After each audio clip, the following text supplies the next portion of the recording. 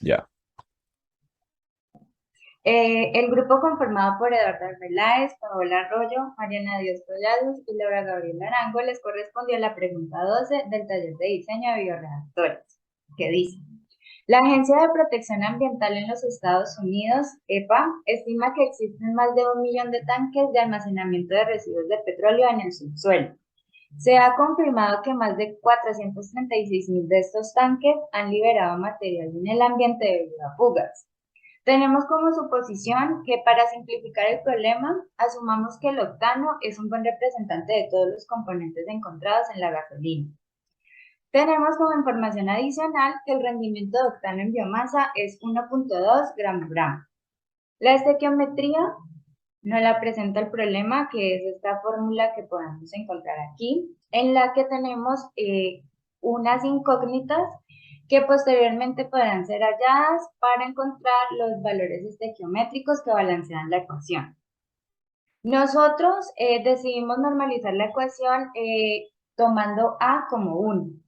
Entonces vamos a hallar las incógnitas B, C, D, E y F. Para eso lo que necesitamos es realizar un balance que se hace con respecto a los elementos que tenemos en nuestra ecuación, con respecto al carbono, el hidrógeno, el oxígeno y el nitrógeno. Para la primera ecuación podemos encontrar que 8 es igual a 5D más E, dado que en estas partes de la ecuación se encuentra nuestra variable carbono. Posteriormente hacemos el mismo balance tanto para el hidrógeno, el oxígeno y el nitrógeno, que son las ecuaciones que podemos ver a continuación. En estas ecuaciones lo que debemos hacer es poner a un lado del igual las incógnitas, que serían pues nuestras variables, y al otro lado el valor numérico que podemos obtener después de haber normalizado la ecuación para la variable A. Nosotros tenemos que, como información adicional, el rendimiento es 1.2 gramo-gramo.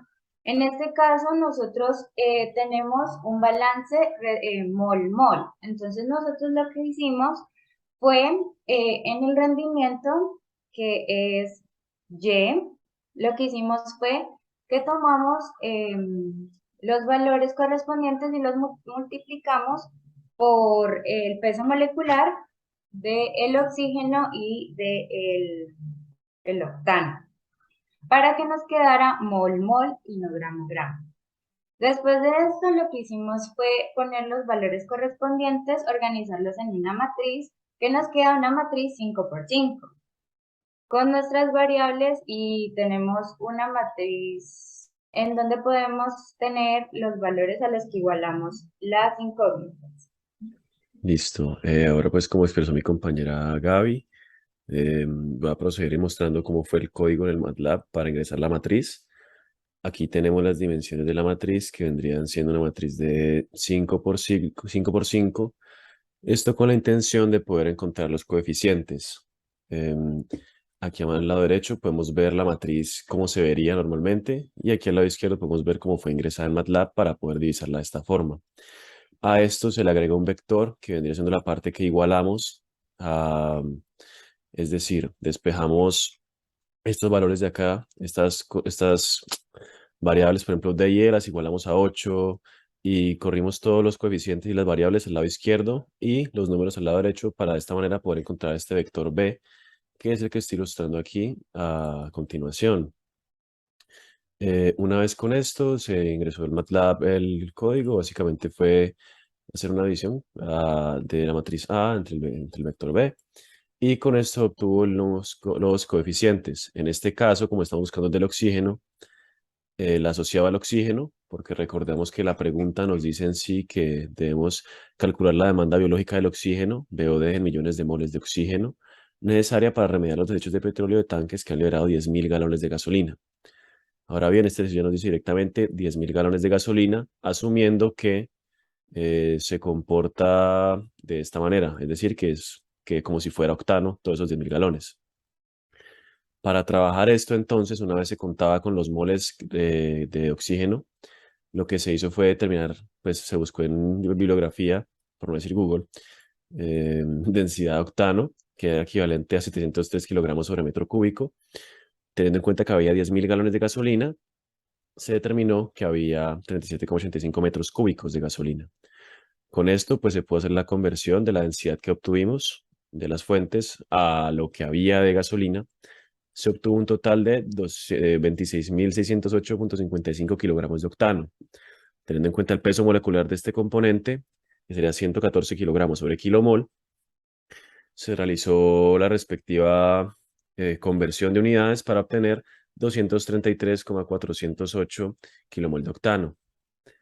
Ahora bien, si para un kilomol de octano se requerían 6,45 kilomol de oxígeno, para 233,408 kilomol de octano se requerirán 1.505,481 kilomol de oxígeno.